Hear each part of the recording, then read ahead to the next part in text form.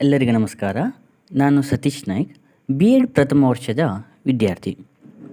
ಇಂದು ನಾವು 8ನೇ ತರಗತಿಯ ಸಮಾಜ ವಿಜ್ಞಾನ ವಿಷಯದ ವ್ಯವಹಾರ ಅಧ್ಯಯನದ ವ್ಯವಹಾರ ಮತ್ತು ಕೈಗಾರಿಕೆ ಅನ್ನುವಂತಹ ಅಧ್ಯಾಯದ ಬಗ್ಗೆ ತಿಳಿದುಕೊಳ್ಳೋಣ.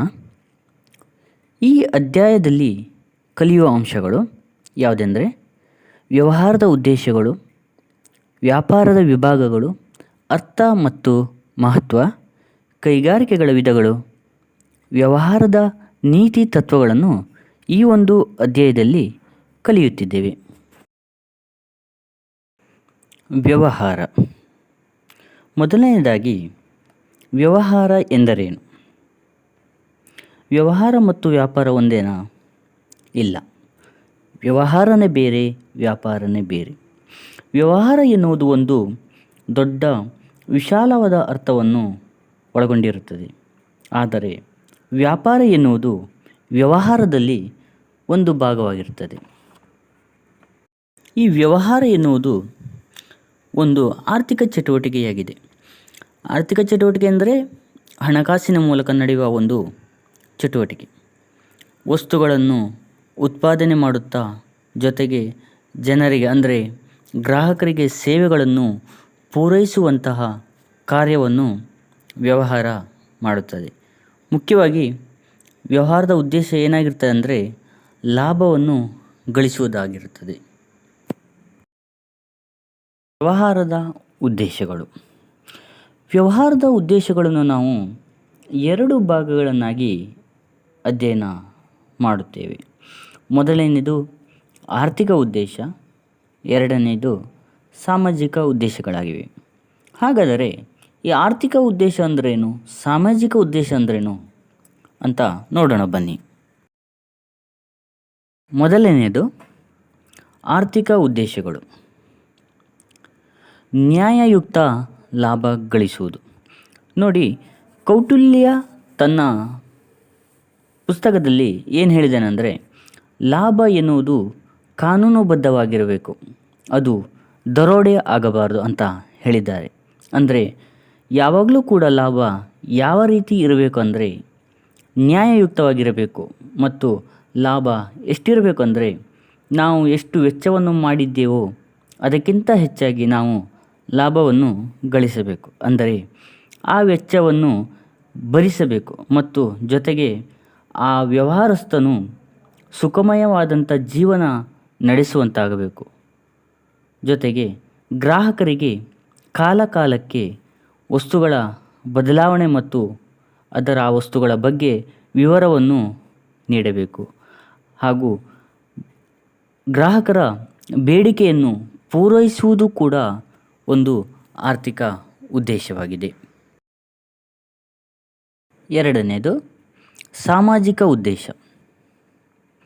ಸಾಮಾಜಿಕ ಉದ್ದೇಶ ಅಂದರೆ ಬರೀ ಲಾಭ ಗಳಿಸುವುದು ಅಷ್ಟೇ ವ್ಯವಹಾರದ ಉದ್ದೇಶವಲ್ಲ. ಸಾಮಾಜಿಕ ಸೇವೆ ಮಾಡುವುದು ಕೂಡ ವ್ಯವಹಾರದ ಉದ್ದೇಶಗಳಲ್ಲಿ ಒಂದಾಗಿರುತ್ತದೆ. ಹಾಗಾದರೆ ಸಾಮಾಜಿಕ ಉದ್ದೇಶ ಅಂದರೇನು? ಜನರಿಗೆ ಉದ್ಯೋಗಾವಕಾಶಗಳನ್ನು ಒದಗಿಸಿಕೊಡಬೇಕು. ಉದ್ಯೋಗ ದೊರೆತಾಗ ಜನರ ವರಮಾನ ಹೆಚ್ಚಾಗುತ್ತದೆ, ಆಗ ಜನರ ಜೀವನ ಮಟ್ಟ ಸುಧಾರಿಸುತ್ತದೆ. ಈಗ 10,000 ದುಡಿಯುವವನು 20,000 ದುಡಿಯುವ ಹಾಗಾದರೆ ಏನಾಗುತ್ತೆ? ಅವನು ಮೊದಲ ಇದ್ದ ಹಾಗೆ ಇರುವುದಿಲ್ಲ, ಅವನ ಜೀವನ ಮಟ್ಟ ಸುಧಾರಿಸುತ್ತದೆ. ಇದು ಒಂದು ಸಾಮಾಜಿಕ ಉದ್ದೇಶವಾಗಿದೆ. ಅಷ್ಟೇ ಅಲ್ಲ, ಶಾಲಾ ಕಾಲೇಜುಗಳನ್ನು, ಆಸ್ಪತ್ರೆಗಳನ್ನು, ಸಮುದಾಯ ಭವನಗಳನ್ನು ನಿರ್ಮಿಸಿ ಅವುಗಳ ನಿರ್ವಹಣೆ ಮಾಡುವಂಥ ಜವಾಬ್ದಾರಿ ಕೂಡ ವ್ಯವಹಾರದ ಸಾಮಾಜಿಕ ಉದ್ದೇಶಗಳಾಗಿರುತ್ತದೆ. ಈಗ ನಾವು ವ್ಯಾಪಾರ ಅಂದರೆ ಏನು ಅಂತ ತಿಳಿದುಕೊಳ್ಳೋಣ. ವ್ಯಾಪಾರ ಮತ್ತು ವ್ಯವಹಾರ ಎರಡನ್ನೂ ನಾವು ಒಂದೇ ಅರ್ಥದಲ್ಲಿ ಬಳಸ್ತೀವಿ, ಆದರೆ ಅವೆರಡೂ ಬೇರೆ ಬೇರೆ. ವ್ಯಾಪಾರ ಎಂದರೆ ಸರಕುಗಳನ್ನು ಕೊಳ್ಳುವುದು ಮತ್ತು ಗ್ರಾಹಕರಿಗೆ ಮಾರಾಟ ಮಾಡುವುದನ್ನು ಏನಂತೀವಿ? ನಾವು ವ್ಯಾಪಾರ ಎನ್ನುತ್ತೀವಿ. ವ್ಯಾಪಾರವು ವ್ಯವಹಾರದ ಒಂದು ಭಾಗವಾಗಿರುತ್ತದೆ. ಹಾಗಾದರೆ ನಾವೀಗ ವ್ಯಾಪಾರದ ವಿಧಗಳನ್ನು ನೋಡೋಣ. ಮೊದಲನೆಯದಾಗಿ ಆಂತರಿಕ ಅಥವಾ ದೇಶೀಯ ವ್ಯಾಪಾರ. ಎರಡನೆಯದು ಅಂತಾರಾಷ್ಟ್ರೀಯ ಅಥವಾ ವಿದೇಶಿ ವ್ಯಾಪಾರ. ಮೂರನೆಯದು ಪುನರ್ರಫ್ತು ವ್ಯಾಪಾರ. ಮೊದಲನೆಯದು ನೋಡೋಣ ಇವಾಗ. ಆಂತರಿಕ ಅಥವಾ ದೇಶೀಯ ವ್ಯಾಪಾರ. ನೋಡಿ, ಇಲ್ಲಿ ನೀವು ಭಾರತದ ಭೂಪಟ ನೋಡ್ತಾ ಇದ್ದೀರಾ. ಯಾಕೆ ಇಲ್ಲಿ ಭಾರತದ ಭೂಪಟ ನೋಡ್ತಾ ಇದ್ದೀವಿ ಅಂದರೆ, ನಮ್ಮ ದೇಶದ ಗಡಿಗಳು ಏನಿವೆ ಆ ಗಡಿಗಳ ಒಳಗೆ, ಎಲ್ಲೆಗಳ ಒಳಗೆ ನಡೆಯುವಂಥ ವ್ಯಾಪಾರವನ್ನು ಏನಂತೀವಿ ಅಂದರೆ ದೇಶೀಯ ವ್ಯಾಪಾರ ಎಂದು ಕರಿತೀವಿ. ಈ ಆಂತರಿಕ ಅಥವಾ ದೇಶೀಯ ವ್ಯಾಪಾರಗಳನ್ನು, ಇದರ ವಿಧಗಳನ್ನು ನೋಡೋದಾದರೆ ಚಿಲ್ಲರೆ ಮಾರಾಟಗಾರರು ಹಾಗೂ ಸಗಟು ವ್ಯಾಪಾರಿಗಳು. ಮತ್ತು ನಾವು ಚಿಲ್ಲರೆ ಮಾರಾಟಗಾರರನ್ನು ಎರಡು ವಿಧಗಳಾಗಿ ವಿಂಗಡಿಸಿದ್ದೇವೆ. ಅದರಲ್ಲಿ ಒಂದು ಕಾಯಂ ವ್ಯಾಪಾರಿಗಳು ಹಾಗೂ ಇನ್ನೊಂದು ಸಂಚಾರಿ ವ್ಯಾಪಾರಿಗಳು. ಈ ಸಂಚಾರಿ ವ್ಯಾಪಾರಿಗಳಲ್ಲಿ ಮತ್ತು 4 ವಿಧಗಳನ್ನಾಗಿ ವಿಂಗಡಿಸಿದ್ದಾರೆ. ಒಂದು ತಲೆಹೊರೆ ವ್ಯಾಪಾರಿಗಳು, 2 ತಳ್ಳುಗಾಡಿ ವ್ಯಾಪಾರಿಗಳು, 3 ರಸ್ತೆ ಬದಿ ವ್ಯಾಪಾರಿಗಳು, 4 ಸಂತೆ ವ್ಯಾಪಾರಿಗಳು. ಈ ಎಲ್ಲ ವ್ಯಾಪಾರಿಗಳನ್ನು ಒಂದೊಂದಾಗಿ ನೋಡೋಣ ಬನ್ನಿ.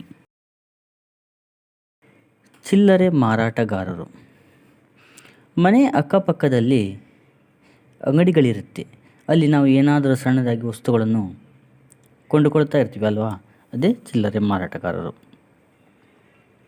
ಸಾಮಾನ್ಯವಾಗಿ ಚಿಲ್ಲರೆ ಮಾರಾಟಗಾರರು ಎಲ್ಲಿರ್ತಾರೆ ಅಂದರೆ, ಗ್ರಾಮದ ಗ್ರಾಹಕರು ನೆಲೆಸಿರುವಂಥ ಜಾಗದಲ್ಲಿ ತಮ್ಮ ವ್ಯಾಪಾರವನ್ನು ಮಾಡ್ತಿರ್ತಾರೆ. ಮತ್ತು ಇವರೇನು ಮಾಡ್ತಾರೆ ಅಂದರೆ, ಬೇರೆ ಕಡೆಯಿಂದ ಅಂದರೆ ದೊಡ್ಡ ಪ್ರಮಾಣದ ವಸ್ತುಗಳನ್ನು ಕೊಂಡುಕೊಂಡು ಗ್ರಾಹಕರಿಗೆ ಸಣ್ಣ ಪ್ರಮಾಣದಲ್ಲಿ ಮಾರಾಟವನ್ನು ಮಾಡುತ್ತಾರೆ. ನೋಡಿ, ನಮಗೆ ಚಿಲ್ಲರೆ ವ್ಯಾಪಾರಿಗಳಿಂದ ಅನೇಕ ಅನುಕೂಲಗಳಿವೆ. ಒಂದೊಂದಾಗಿ ನೋಡೋಣ. ಮೊದಲನೇದಾಗಿ ವ್ಯಾಪಾರದ ನಷ್ಟವನ್ನು ತಾವೇ ಭರಿಸ್ತಾರೆ. ಹೇಗೆಂದರೆ, ಯಾವುದೋ ಒಂದು ವಸ್ತುವಿನ ಬೆಲೆ ಹೆಚ್ಚಾಗಿರ್ತದೆ ಅವರು ಕೊಂಡುಕೊಳ್ಳುವಾಗ. ಆ ವಸ್ತುವನ್ನು ನಾವು ಕೊಂಡುಕೊಳ್ಳುವಂಥ ಸಮಯದಲ್ಲಿ ಏನಾದರೂ ವಸ್ತುವಿನ ಬೆಲೆ ಕಡಿಮೆ ಇದ್ದಾಗ ಆ ಬೆಲೆ ಕುಸಿತದಿಂದ ಯಾರು ನಷ್ಟವನ್ನು ಅನುಭವಿಸ್ತಾರೆ ಅಂದರೆ, ಈ ಚಿಲ್ಲರೆ ವ್ಯಾಪಾರಗಾರರು ನಷ್ಟವನ್ನು ಅನುಭವಿಸ್ತಾರೆ. ಜೊತೆಗೆ ಪ್ರಮಾಣಕ್ಕೆ ಅನುಗುಣವಾಗಿ ವಿಂಗಡಿಸಿ ಗ್ರಾಹಕರಿಗೆ ಒದಗಿಸ್ತಾರೆ. ಅಂದರೆ ಈ ಸಾಮಗ್ರಿಗಳು ನಿಮಗೆ 100 ಗ್ರಾಮ್ ಬೇಕಾದರೂ ಕೊಡ್ತಾರೆ, ಅರ್ಧ kg ಬೇಕಾದರೂ ಕೊಡ್ತಾರೆ. ಹೀಗೆ ಅವಶ್ಯಕತೆ ಎಷ್ಟಿರುತ್ತೋ ಅದಕ್ಕೆ ತಕ್ಕ ಹಾಗೆ ಪ್ರಮಾಣಕ್ಕೆ ಅನುಗುಣವಾಗಿ ನಿಮಗೆ ಸಾಮಗ್ರಿಗಳನ್ನು ಒದಗಿಸಿ ಕೊಡ್ತಾರೆ. ಜೊತೆಗೆ ಗ್ರಾಹಕರಿಗೆ ಸಾಲ ಸೌಲಭ್ಯವನ್ನು ಒದಗಿಸಿ ಕೊಡ್ತಾರೆ. ಅಂದರೆ ನೀವಿವಾಗ ಚಿಲ್ಲರೆ ಮಾರಾಟಗಾರರಲ್ಲಿ ನೋಡ್ಬೋದು, ಒಂದು ಚಿಕ್ಕ ಪಟ್ಟಿಯನ್ನು ಇಟ್ಟುಕೊಂಡಿರ್ತಾರೆ. ಅವರು ಪರಿಚಯಸ್ಥರಿಗೆ ಸಾಲ ಸೌಲಭ್ಯವನ್ನು ಒದಗಿಸಿ ಕೊಡ್ತಾರೆ. ಹಾಗೆ ಜೊತೆಗೆ ಮಾರ್ಕೆಟ್ಗೆ ಹೊಸದಾಗಿ ಬಂದಂಥ ವಸ್ತುಗಳನ್ನು ಸಹ ಪರಿಚಯ ಮಾಡಿಕೊಡ್ತಾರೆ. ಹಾಗೂ ಪರ್ಯಾಯ ವಸ್ತುಗಳ ಬಗ್ಗೆ, ಅಂದರೆ ನೀವು ಯಾವುದಾದ್ರು ಒಂದು ವಸ್ತುವನ್ನು ಕೇಳಿದಾಗ ಆ ವಸ್ತು ಇಲ್ಲ ಅಂತ ತಕ್ಷಣ ಹೇಳುವುದಿಲ್ಲ. ಅವರು ಗ್ರಾಹಕರನ್ನು ಆಕರ್ಷಣೆ ಮಾಡೋದಕ್ಕಾಗಿ ಏನು ಮಾಡ್ತಾರೆ ಅಂದರೆ, ಬೇರೆ ಅದೇ ರೀತಿಯ ಮತ್ತೊಂದು ವಸ್ತುವನ್ನು ತೋರಿಸಿ ಈ ವಸ್ತುವನ್ನು ಕೂಡ ನೀವು ಬಳಕೆ ಮಾಡಬಹುದು ಅಂತ ಹೊಸ ವಸ್ತುವನ್ನು ಅಥವಾ ಅದರ ಪರ್ಯಾಯ ವಸ್ತುವನ್ನು ಪರಿಚಯ ಮಾಡಿ ಕೊಡ್ತಾರೆ. ಮುಂದೆ ನೋಡೋಣ. ಎರಡನೇದಾಗಿ ಕಾಯಂ ವ್ಯಾಪಾರಿಗಳು. ಕಾಯಂ ವ್ಯಾಪಾರಿಗಳು ಎಂದರೆ ಒಂದು ನಿರ್ದಿಷ್ಟ ಪ್ರದೇಶಗಳಲ್ಲಿ ಅಂಗಡಿಗಳನ್ನು ತೆರೆದಿರುತ್ತಾರೆ. ಅವರು ಪದೇ ಪದೇ ಅಂಗಡಿಗಳನ್ನು ಬದಲಾವಣೆ ಮಾಡಲ್ಲ, ಒಂದೇ ಜಾಗದಲ್ಲಿ ಇರುತ್ತಾರೆ. ಅವರನ್ನು ನಾವು ಕಾಯಂ ವ್ಯಾಪಾರಿಗಳು ಎಂದು ಕರೆಯುತ್ತಾರೆ. ಮುಂದಿನದು ಸಂಚಾರಿ ವ್ಯಾಪಾರಿಗಳು.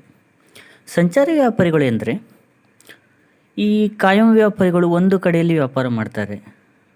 ಆದರೆ ಈ ಸಂಚಾರಿ ವ್ಯಾಪಾರಿಗಳು ಏನು ಮಾಡ್ತಾರೆ ಅಂದರೆ, ಒಂದು ನಿರ್ದಿಷ್ಟ ಜಾಗದಲ್ಲಿ ವ್ಯಾಪಾರ ಮಾಡಲ್ಲ. ಇವರು ಒಂದು ಕಡೆ ಇವತ್ತಿದ್ದರೆ ಇನ್ನೊಂದು ಕಡೆ ಇನ್ನೊಂದು ದಿನ ಇರ್ತಾರೆ. ಇವರಲ್ಲಿ ನಾವು ಯಾರ್ಯಾರನ್ನು ನೋಡ್ಬೋದಂದರೆ, ಒಂದು ತಲೆಹೊರೆ ವ್ಯಾಪಾರಿಗಳು ಹಾಗೂ ತಳ್ಳುಗಾಡಿ ವ್ಯಾಪಾರಿಗಳು, ರಸ್ತೆ ಬದಿಯ ವ್ಯಾಪಾರಿಗಳು ಹಾಗೂ ಸಂತೆ ಬದಿಯ ವ್ಯಾಪಾರಿಗಳನ್ನು ನಾವು ನೋಡ್ಬೋದು. ಸಂಚಾರಿ ವ್ಯಾಪಾರಿಗಳಲ್ಲಿ ಮೊದಲನೇದಾಗಿ ತಲೆಹೊರೆ ವ್ಯಾಪಾರಿಗಳು. ಎಲ್ಲರೂ ನೋಡಿರ್ತೀವಿ ಅಲ್ವಾ, ತಲೆ ಮೇಲೆ ಒಂದು ಬುಟ್ಟಿಯನ್ನು ಇಟ್ಕೊಂಡು ಯಾವುದಾದ್ರೂ ಹಣ್ಣುಗಳನ್ನು ಇರ್ಬೋದು, ತರಕಾರಿಗಳನ್ನು ಇರ್ಬೋದು, ಸೊಪ್ಪು ಇರ್ಬೋದು, ಅವೆಲ್ಲಗಳನ್ನು ಬುಟ್ಟಿಯಲ್ಲಿ ಇಟ್ಕೊಂಡು ಮಾರಾಟ ಮಾಡ್ತಾ ಇರ್ತಾರೆ. ನೋಡಿ, ಅವರನ್ನೇ ನಾವು ತಲೆಹೊರೆ ವ್ಯಾಪಾರಿಗಳು ಎನ್ನುತ್ತೇವೆ. ಅವ್ರೇನು ಮಾಡ್ತಾರಂದರೆ, ತಲೆ ಮೇಲೆ ಬುಟ್ಟಿ ಇಟ್ಕೊಂಡು ಬೀದಿ ಬೀದಿ ಸುತ್ತುತ್ತಾ ಇರ್ತಾರೆ. ನಮಗೆ ಬೇಕು ಅಂದಾಗ ನಮ್ಮ ಮನೆ ಬಾಗಿಲಿಗೆ ವಸ್ತುಗಳನ್ನು, ಸರಕುಗಳನ್ನು ತಂದು ಮಾರಾಟ ಮಾಡ್ತಾರೆ. ಇವರಲ್ಲಿ ಕೆಲವರು ಹಣ್ಣುಗಳನ್ನು ಮಾರಾಟ ಮಾಡಿದ್ರೆ, ಇನ್ನು ಕೆಲವರು ತರಕಾರಿಗಳನ್ನು ವ್ಯಾಪಾರ, ಹೂವುಗಳನ್ನು ಮಾರಾಟ ಮಾಡ್ತಾರೆ. ಅಂದರೆ ಒಂದೇ ರೀತಿಯ ಸರಕುಗಳನ್ನು ಮಾರಾಟ ಮಾಡ್ತಾರೆ. ಮತ್ತು ನೀವು ತಳ್ಳುಗಾಡಿ ವ್ಯಾಪಾರಿಗಳನ್ನು ಸಹ ನೋಡಿರ್ತೀರ. ಮನೆ ಬಾಗಿಲಿಗೆ ಅವರು ಅಥವಾ ನಿಮ್ಮ ಮನೆಯ ಬೀದಿಯಲ್ಲಿ ತಳ್ಳುಗಾಡಿಯಲ್ಲಿ ತರಕಾರಿಗಳನ್ನು, ಹಣ್ಣುಗಳನ್ನು ಅಥವಾ ಹೂವುಗಳನ್ನು ತಂದು ಮಾರಾಟ ಮಾಡ್ತಾರೆ. ಇವರನ್ನು ನಾವು ತಳ್ಳುಗಾಡಿ ವ್ಯಾಪಾರಿಗಳು ಎಂದು ಕರೆಯುತ್ತೇವೆ. ಮತ್ತು ರಸ್ತೆ ಬದಿ ವ್ಯಾಪಾರಿಗಳು. ನೀವೆಲ್ಲರೂ ರಸ್ತೆಯಲ್ಲಿ ಓಡಾಡ್ತಾ ಇರುವಾಗ ಎಲ್ಲಿ ಜನ ಹೆಚ್ಚು ಓಡಾಡ್ತಾ ಇರ್ತಾರೆ ಅಥವಾ ಜನ ಹೆಚ್ಚಾಗಿ ಸೇರುವಂಥ ಸಮಯಕ್ಕೆ ಅಲ್ಲಿ ಅಂಗಡಿಗಳು ತೆರೆದಿರ್ತವೆ. ಅಲ್ಲಿ ರಸ್ತೆ ಬದಿಗಳಲ್ಲಿ ಸರಕುಗಳನ್ನು ಇಟ್ಕೊಂಡು ಮಾರಾಟ ಮಾಡ್ತಾ ಇರ್ತಾರೆ. ಅವರನ್ನು ನಾವು ರಸ್ತೆ ಬದಿಯ ವ್ಯಾಪಾರಿಗಳು ಎಂದು ಕರೆಯುತ್ತೇವೆ. ಮುಂದೆ ನೋಡೋಣ, ಸಂತೆ ವ್ಯಾಪಾರಿಗಳು. ನಾವೆಲ್ಲರೂ ಹಳ್ಳಿಗಳಿಗೆ ಹೋದಾಗ ಸಂತೆಗಳ ಬಗ್ಗೆ ಕೇಳಿರ್ತೀವಲ್ವಾ. ಸಂತೆಗಳ ವ್ಯಾಪಾರ ಸಾಮಾನ್ಯವಾಗಿ ಹಳ್ಳಿಗಳಲ್ಲಿ ನಡೆಯುತ್ತದೆ. ಊರುಗಳಲ್ಲಿ ವಾರಕ್ಕೊಮ್ಮೆ ಸಂತೆಗಳು ನಡೀತಾ ಇರ್ತವೆ. ಕೆಲವು ಊರುಗಳಲ್ಲಿ ಭಾನುವಾರ ಸಂತೆಯಾದರೆ ಇನ್ನು ಕೆಲವು ಊರುಗಳಲ್ಲಿ ಸೋಮವಾರ, ಹೀಗೆ ವಾರಕ್ಕೆ ಒಂದೊಂದು ದಿನ ಒಂದೊಂದು ಕಡೆ ಸಂತೆ ಇರುತ್ತದೆ. ಆ ಸಂತೆಗಳಲ್ಲಿ ಆ ಗ್ರಾಮದ ಜನರು ತಾವು ಬೆಳೆದಂಥ ವಸ್ತುಗಳನ್ನು ತೆಗೆದುಕೊಂಡು ಬಂದು ಅಲ್ಲಿ ವ್ಯಾಪಾರ ಮಾಡ್ತಾರೆ. ಉದಾಹರಣೆಗೆ, ಆ ಗ್ರಾಮದಲ್ಲಿ ಬೆಳೆದಂತಹ ತರಕಾರಿಗಳು ಇರ್ಬೋದು ಅಥವಾ ಹಣ್ಣುಗಳು ಇರ್ಬೋದು, ಅಥವಾ ಹೀಗೆ ಗುಡಿ ಕೈಗಾರಿಕೆಗಳ ವಸ್ತುಗಳಾದ ಮಡಿಕೆಗಳು, ಚಾಪೆಗಳು, ಹೀಗೆ ಅನೇಕ ವಸ್ತುಗಳನ್ನು ತಂದು ಮಾರಾಟ ಮಾಡ್ತಾರೆ. ಹೀಗೆ ಮಾರುವಂಥ ವ್ಯಾಪಾರವನ್ನು ನಾವು ಸಂತೆ ವ್ಯಾಪಾರಿಗಳು ಎಂದು ಕರೆಯುತ್ತೇವೆ. ಮುಂದೆ ನೋಡೋಣ, ಸಗಟು ವ್ಯಾಪಾರಿಗಳು. ಹೋಲ್ಸೇಲ್ ವ್ಯಾಪಾರಿಗಳು ಅಂತ ನೀವು ಕೇಳಿರ್ತೀವಲ್ವಾ, ಅವರೇ ಸಗಟು ವ್ಯಾಪಾರಿಗಳು. ಉದಾಹರಣೆಗೆ, ಏನಾದರೂ ಮನೆಯಲ್ಲಿ ದೊಡ್ಡ ಕಾರ್ಯಕ್ರಮ ಇರ್ತಾರೆ ಅಂದ್ಕೊಳ್ಳೋಣ, ಹೆಚ್ಚಿನ ವಸ್ತುಗಳು ಬೇಕಾಗಿರ್ತದೆ ಅಲ್ವಾ. ಆವಾಗ ನಾವು ಸಗಟು ವ್ಯಾಪಾರಿಗಳ ಹತ್ರ ಖರೀದಿಸ್ತೀವಿ ಮತ್ತು ಇವರು ನಮಗೆ ಚಿಲ್ಲರೆ ಮಾರಾಟಗಾರಗಳಿಗಿಂತ ಕಡಿಮೆ ದರಕ್ಕೆ ಸಾಮಗ್ರಿಗಳನ್ನು ಕೊಡ್ತಾರೆ. ಹಾಗೆ ಈ ಚಿಲ್ಲರೆ ಮಾರಾಟಗಾರರು ಕೂಡ ಈ ಸಗಟು ವ್ಯಾಪಾರಿಗಳ ಹತ್ತಿರನೇ ಸಾಮಗ್ರಿಗಳನ್ನು ಖರೀದಿಸಿಕೊಂಡು ಬಂದು ನಮಗೆ ಮಾರಾಟ ಮಾಡ್ತಾ ಇರ್ತಾರೆ. ಜೊತೆಗೆ ಇವರ ಮತ್ತೊಂದು ಕಾರ್ಯಗಳೇನೆಂದರೆ, ಇವರು ನೇರವಾಗಿ ಉತ್ಪಾದಕರಿಂದ ವಸ್ತುಗಳನ್ನು ಖರೀದಿ ಮಾಡಿರ್ತಾರೆ. ಜೊತೆಗೆ ಮಾರುಕಟ್ಟೆಯ ವಿವರ, ಅಂದರೆ ಜನರು ಯಾವ ವಸ್ತುಗಳನ್ನು ಹೆಚ್ಚಾಗಿ ಬೇಡಿಕೆ ಇಡ್ತಿದ್ದಾರೆ ಮತ್ತು ಯಾವ ವಸ್ತುಗಳು ಬೆಲೆ ಜಾಸ್ತಿ ಆಗ್ತಾಯಿದೆ, ಯಾವ ವಸ್ತುಗಳು ಬೆಲೆ ಕಡಿಮೆ ಆಗ್ತಿದೆ, ಇವೆಲ್ಲ ಮಾಹಿತಿಯನ್ನು ಉತ್ಪಾದಕರಿಗೆ ಹಾಗೂ ಗ್ರಾಹಕರಿಗೆ ಕೂಡ ತಲುಪಿಸುವಂಥ ಕಾರ್ಯವನ್ನು ಮಾಡ್ತಾರೆ. ಇವರನ್ನು ನಾವು ಸಗಟು ವ್ಯಾಪಾರಿಗಳೆಂದು ಕರೆಯುತ್ತೇವೆ. ವಿದೇಶಿ ವ್ಯಾಪಾರ. ಇವಾಗ ನೋಡ್ತಾ ಇದ್ದೀರಾ ನೀವು ಚಿತ್ರವನ್ನು, ಇದರಲ್ಲಿ ಭಾರತ ಕಾಣ್ತಾ ಇದೆಯಲ್ವಾ. ಭಾರತದ ನೆರೆ ಹೊರೆ ರಾಷ್ಟ್ರಗಳೊಂದಿಗೆ ಭಾರತವು ವ್ಯಾಪಾರವನ್ನು ಮಾಡ್ತಾ ಇರ್ತದೆ. ಅಂದರೆ ವಿದೇಶಿ ವ್ಯಾಪಾರ ಎರಡು ದೇಶಗಳ ನಡುವೆ ನಡೆಯುವಂಥ ವ್ಯಾಪಾರವಾಗಿರುತ್ತದೆ. ಈ ವಿದೇಶಿ ವ್ಯಾಪಾರದ ವಿಧಗಳನ್ನು ನೋಡುವುದಾದರೆ ಇದರಲ್ಲಿ 3 ವಿಧಗಳನ್ನು ನಾವು ನೋಡಬಹುದು. ಆಮದು, ರಫ್ತು ಹಾಗೂ ಪುನರ್ ರಫ್ತು ಎಂದು 3 ವಿಧಗಳನ್ನು ನಾವು ನೋಡಬಹುದಾಗಿದೆ. ವಿದೇಶಿ ವ್ಯಾಪಾರಗಳಲ್ಲಿ ಮೊದಲನೇದು ಆಮದು. ಆಮದು ಎಂದರೆ ಬೇರೆ ಬೇರೆ ದೇಶಗಳಿಂದ ಸರಕುಗಳನ್ನು ಕೊಂಡುಕೊಳ್ಳುವುದು. ಇವಾಗ ನಮಗೆ ಯಾವ ವಸ್ತುಗಳು ಅಗತ್ಯವಿರುತ್ತದೆಯೋ ಆ ವಸ್ತುಗಳನ್ನು ನಾವು ಬೇರೆ ದೇಶಗಳಿಂದ ಕೊಂಡುಕೊಂಡ್ರೆ ಅದನ್ನು ನಾವು ಏನಂತೀವಿ ಅಂದರೆ ಆಮದು ಎಂದು ಕರೆಯುತ್ತೇವೆ. ಹಾಗೆ ರಫ್ತು. ರಫ್ತು ಅಂದರೆ ನಾವು ಉತ್ಪಾದಿಸಿದ ವಸ್ತುಗಳು ಅಥವಾ ಸರಕುಗಳು ನಮ್ಮ ಅಗತ್ಯತೆಯನ್ನು ಪೂರೈಸಿ ಇನ್ನೂ ಹೆಚ್ಚಾಗಿ ದೇಶದಲ್ಲಿದ್ದರೆ ಅವುಗಳನ್ನು ನಾವು ಏನು ಮಾಡ್ತೀವಿ ಅಂದರೆ ಬೇರೊಂದು ದೇಶಗಳಿಗೆ ಅಥವಾ ಅಗತ್ಯ ಇರುವ ದೇಶಗಳಿಗೆ ನಾವು ಮಾರಾಟ ಮಾಡ್ತೀವಿ. ಅದನ್ನು ನಾವು ರಫ್ತು ಎಂದು ಕರೆಯಬಹುದು. ಮೂರನೇದು ಪುನರ್ರಫ್ತು. ಪುನರ್ರಫ್ತು ಎಂದರೆ ಬೇರೆ ದೇಶಗಳಿಂದ ವಸ್ತುಗಳನ್ನು ಕೊಂಡು ಮತ್ತೊಂದು ದೇಶಕ್ಕೆ ಮಾರಾಟ ಮಾಡ್ತೀವಿ. ಅಂದರೆ ಬೇರೆ ದೇಶಗಳಿಂದ ಸರಕುಗಳನ್ನು ಕೊಂಡುಕೊಂಡು ಅದೇ ವಸ್ತುಗಳನ್ನು ನಾವು ಇನ್ನೊಂದು ದೇಶಕ್ಕೆ ಮಾರಾಟ ಮಾಡ್ತೀವಿ. ಇದನ್ನು ನಾವು ಪುನರ್ರಫ್ತು ಎಂದು ಕರೆಯುತ್ತೇವೆ. ಪುನರ್ರಫ್ತಿಗೆ ನಾವು ಹೆಚ್ಚಿನದಾಗಿ ಎಕ್ಸಾಂಪಲನ್ನು ಸಿಂಗಾಪುರವನ್ನು ತೆಗೆದುಕೊಳ್ಳಬಹುದು. ಪ್ರಪಂಚದಲ್ಲಿ ಹೆಚ್ಚಿನ ಪುನರ್ರಫ್ತು ವ್ಯಾಪಾರವನ್ನು ಮಾಡುವ ದೇಶ ಸಿಂಗಾಪುರ ಆಗಿದೆ. ವಿದೇಶಿ ವ್ಯಾಪಾರದ ಅವಶ್ಯಕತೆ. ವಿದೇಶಿ ವ್ಯಾಪಾರ ಇಲ್ಲದೇ ಇದ್ದಿದ್ದರೆ ಬೇರೆ ದೇಶಗಳೊಂದಿಗೆ ಕೊಳ್ಳುವುದು ಅಥವಾ ಮಾರುವುದು ಇಲ್ಲದೇ ಇದ್ದಿದ್ದರೆ ಏನಾಗಬಹುದು ಅಲ್ವಾ? ವಿದೇಶಿ ವ್ಯಾಪಾರದ ಅವಶ್ಯಕತೆ ನಮಗಿದೆ ಅಲ್ವಾ? ಹಾಗಾದರೆ ಆ ಅವಶ್ಯಕತೆ ಏನಂತ ತಿಳಿಯೋಣ. ಮೊದಲನೆಯದು ಸಂಪನ್ಮೂಲಗಳ ಪರಿಪೂರ್ಣತೆ ಹೊಂದಿಲ್ಲದಿರುವುದು. ನಮಗೆ ಗೊತ್ತಿದೆ, ನಮಗೆ ಬೇಕಾದ ಎಲ್ಲ ವಸ್ತುಗಳನ್ನು ನಾವೇ ಉತ್ಪಾದನೆ ಮಾಡಲು ಸಾಧ್ಯವಿಲ್ಲ ಅಂತ. ಕೆಲವೊಂದು ಉದಾಹರಣೆ ಕೊಡುವುದಾದರೆ, ಈಗ ಇರಾನ್, ಇರಾಕ್ದಂತಹ ದೇಶಗಳು ಪೆಟ್ರೋಲಿಯಂನಂಥ ಉತ್ಪನ್ನಗಳನ್ನು ಹೆಚ್ಚಾಗಿ ಉತ್ಪಾದನೆ ಮಾಡುತ್ತದೆ. ನಮ್ಮ ದೇಶದಲ್ಲಿ ಪೆಟ್ರೋಲಿಯಂ ಉತ್ಪನ್ನಗಳ ಲಭ್ಯತೆ ಕಡಿಮೆ. ಹಾಗಾಗಿ ನಾವೇನು ಮಾಡ್ತೀವಿ ಅಂದರೆ, ನಮಗೆ ಪೆಟ್ರೋಲಿಯಂ ಉತ್ಪನ್ನಗಳು ಬೇಕಾಗಿರೋದ್ರಿಂದ ಆ ದೇಶಗಳಿಂದ ಆಮದು ಮಾಡಿಕೊಳ್ಳಬೇಕಾಗುತ್ತದೆ. ಅದೇ ರೀತಿ ಕೆಲವು ದೇಶಗಳಲ್ಲಿ ಕೆಲವು ವಸ್ತುಗಳು ಹೇರಳವಾಗಿರುತ್ತದೆ. ಈಗ ನಮ್ಮ ದೇಶದಲ್ಲಿ ಟೀ ಹೆಚ್ಚಾಗಿ ಉತ್ಪಾದನೆ ಮಾಡ್ತೀವಿ. ನಮ್ಮ ಅಗತ್ಯಕ್ಕಿಂತಲೂ ಹೆಚ್ಚಾಗಿ ಉತ್ಪಾದನೆ ಮಾಡ್ತಾ ಇದ್ದಾಗ ಏನು ಮಾಡ್ತೀವಿ, ಅದನ್ನು ನಾವು ಬೇರೆ ದೇಶಗಳಿಗೆ ಮಾರಾಟ ಮಾಡ್ತೀವಿ. ಜೊತೆಗೆ ಅಭಾವವಿರುವ ಇತರೆ ವಸ್ತುಗಳನ್ನು ಬೇರೆ ದೇಶಗಳನ್ನು ಅವಲಂಬಿಸಬೇಕಾಗುತ್ತದೆ. ಹೀಗಾಗಿ ಅವಶ್ಯಕತೆಗಿಂತ ಹೆಚ್ಚಾಗಿ ಉತ್ಪಾದಿಸಿದ ವಸ್ತುಗಳನ್ನು ಮಾರಾಟ ಮಾಡುವುದರಿಂದ ಅದರ ಆದಾಯದಿಂದ ದೇಶದ ಅಭಿವೃದ್ಧಿಗೆ ಇದು ಸಹಾಯಕವಾಗುತ್ತದೆ. ಬರೀ ವ್ಯವಹಾರ ದೃಷ್ಟಿಯಿಂದ ಅಷ್ಟೇ ಅಲ್ಲ, ನಾವು ಈ ಒಂದು ವಿದೇಶಿ ವ್ಯಾಪಾರದಿಂದ ಪರಸ್ಪರ ಸೌಹಾರ್ದಯುತವಾದಂತಹ ದೀರ್ಘ ಸಂಬಂಧವನ್ನು ಇಟ್ಟುಕೊಳ್ಳುವುದಕ್ಕೆ ವಿದೇಶಿ ವ್ಯಾಪಾರ ಕೂಡ ಸಹಾಯವಾಗುತ್ತದೆ.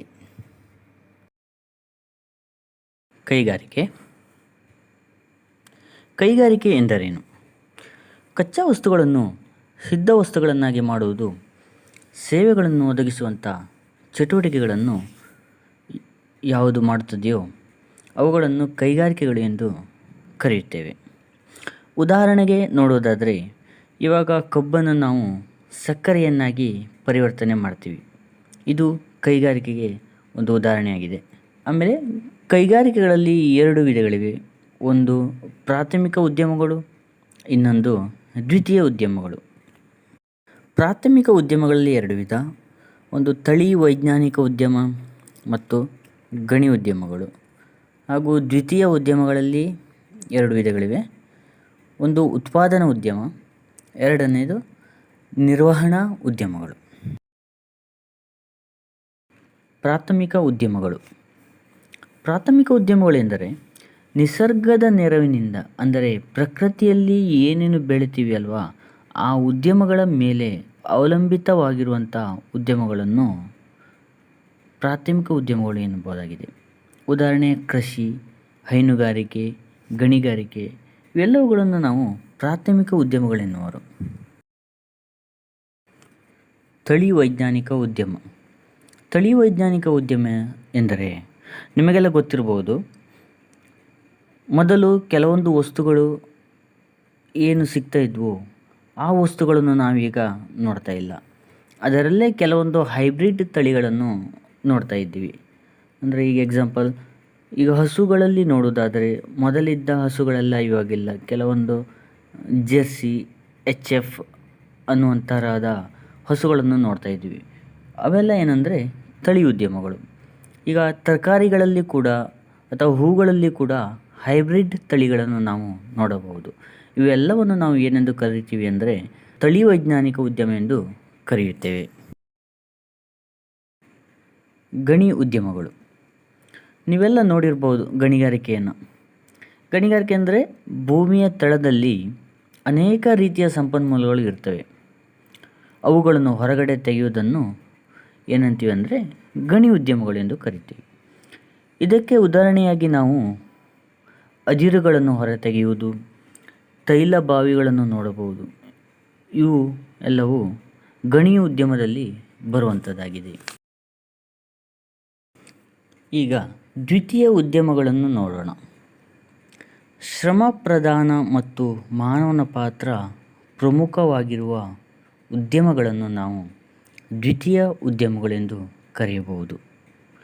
ಇದರಲ್ಲಿ ಮೊದಲನೆಯದಾಗಿ ಉತ್ಪಾದನಾ ಉದ್ಯಮ. ಉತ್ಪಾದನಾ ಉದ್ಯಮ ಅಂದರೆ ಕಚ್ಚಾ ವಸ್ತುಗಳನ್ನು ಬಳಸಿ ಸಿದ್ಧ ವಸ್ತುಗಳನ್ನಾಗಿ ತಯಾರಿಸುವುದು. ಉದಾಹರಣೆಗೆ ಕಬ್ಬನ್ನು ನಾವು ಸಕ್ಕರೆಯನ್ನಾಗಿ ಪರಿವರ್ತಿಸುತ್ತೀವಿ. ಕಬ್ಬು ಕಚ್ಚಾ ವಸ್ತು, ಆದರೆ ಸಕ್ಕರೆ ಸಿದ್ಧ ವಸ್ತು. ಕಚ್ಚಾ ವಸ್ತುಗಳನ್ನು ಸಿದ್ಧ ವಸ್ತುಗಳನ್ನಾಗಿ ತಯಾರಿಸುವುದೇ ಉತ್ಪಾದನಾ ಉದ್ಯಮವಾಗಿದೆ. ನಿರ್ವಹಣಾ ಉದ್ಯಮಗಳು. ನಿರ್ವಹಣಾ ಉದ್ಯಮಗಳು ಎಂದರೆ ಮೂಲ ಸೌಕರ್ಯಗಳನ್ನು ನಿರ್ಮಿಸುವ ಉದ್ಯಮವಾಗಿದೆ. ಮೂಲ ಸೌಕರ್ಯ ಯಾವುದೆಂದರೆ ರಸ್ತೆಗಳು, ಕಾಲುವೆಗಳು, ಸೇತುವೆಗಳು ಇವೆಲ್ಲವೂ ಬೇಕು ಅಲ್ವಾ?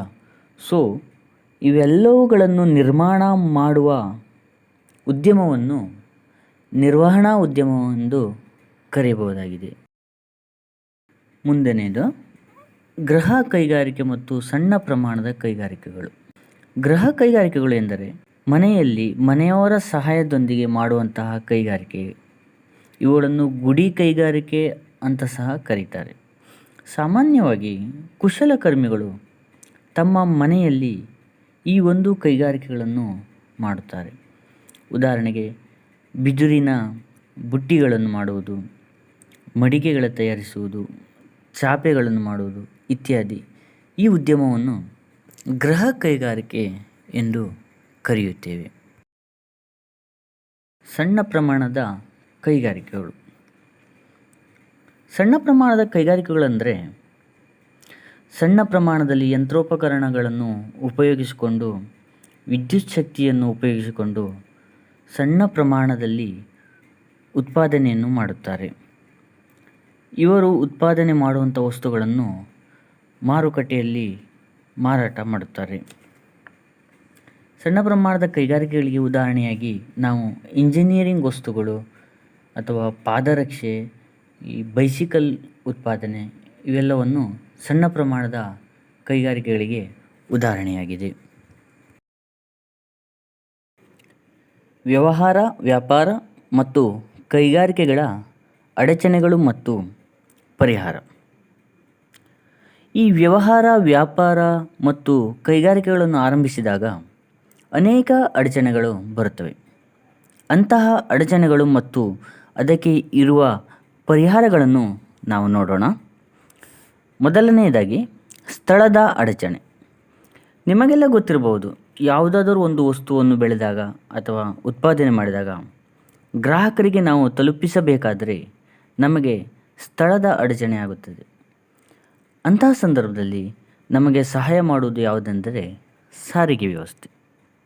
ಉತ್ಪಾದನೆಯಾದ ವಸ್ತು ಗ್ರಾಹಕನ ಕೈ ಸೇರಲು ಈ ಸಾರಿಗೆ ವ್ಯವಸ್ಥೆ ಈ ಕೈಗಾರಿಕೆಗೆ ಸಹಾಯಕವಾಗಿದೆ.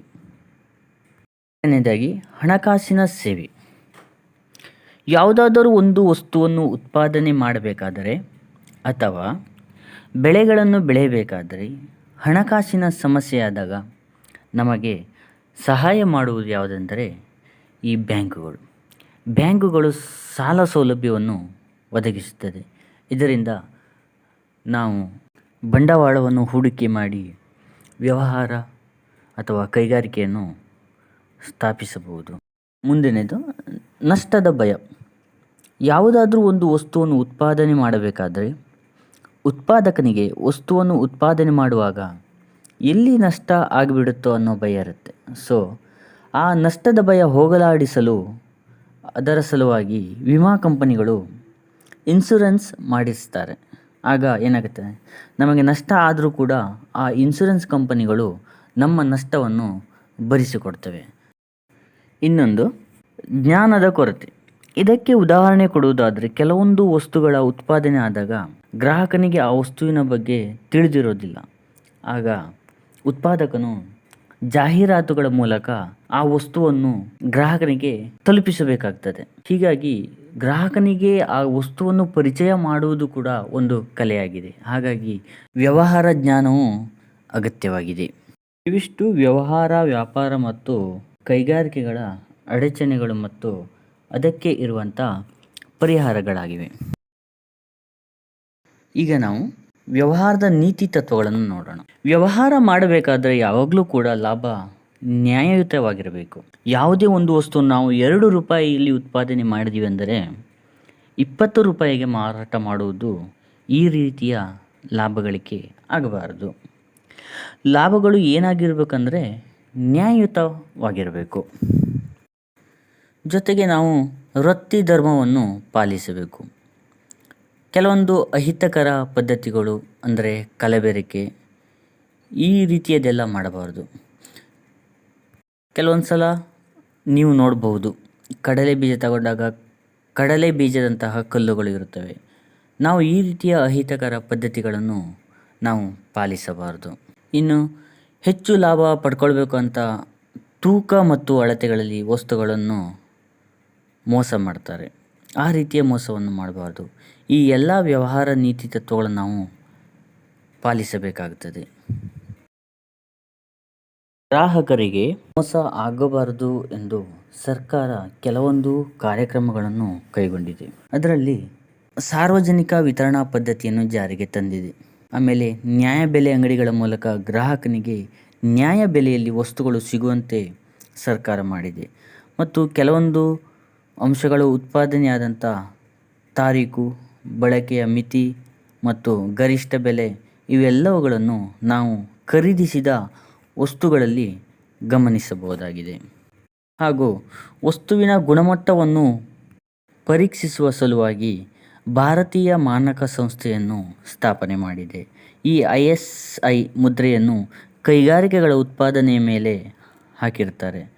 ಈ ಚಿಹ್ನೆಯನ್ನು ಯಾವ ವಸ್ತು ಹೊಂದಿರುತ್ತೋ ಆ ವಸ್ತು ಗುಣಮಟ್ಟದ ವಸ್ತು ಆಗಿರುತ್ತದೆ. ಜೊತೆಗೆ ಅಗ್ಮಾರ್ಕ್ ಅಂದರೆ ಅಗ್ರಿಕಲ್ಚರಲ್ ಅಥವಾ ಕೃಷಿ ಉತ್ಪನ್ನಗಳ ಮೇಲೆ ಈ ಒಂದು ಮಾರ್ಕನ್ನು ನಾವು ನೋಡಬಹುದು. ಹೀಗೆ ಸರ್ಕಾರ ಗ್ರಾಹಕನಿಗೆ ಮೋಸ ಆಗಬಾರ್ದಂತ ಈ ಮಾನಕ ಸಂಸ್ಥೆಯನ್ನು ಸಹ ಸ್ಥಾಪಿಸಿದೆ. ಈವರೆಗೂ ನಾವು ವ್ಯವಹಾರದ ಉದ್ದೇಶಗಳು, ವ್ಯಾಪಾರದ ವಿಭಾಗಗಳು, ಅರ್ಥ ಮತ್ತು ಮಹತ್ವ, ಕೈಗಾರಿಕೆಗಳ ವಿಧಗಳು, ವ್ಯವಹಾರದ ನೀತಿ ತತ್ವಗಳು ಮತ್ತು ವ್ಯವಹಾರ ಕೈಗಾರಿಕೆಗಳ ಅಡಚಣೆಗಳು ಮತ್ತು ಅದಕ್ಕೆ ಇರುವಂಥ ಪರಿಹಾರ ಇವೆಲ್ಲವನ್ನು ನಾವು ಈ ಒಂದು ಅಧ್ಯಾಯದಲ್ಲಿ ತಿಳಿದುಕೊಂಡೆವು. ಧನ್ಯವಾದಗಳು.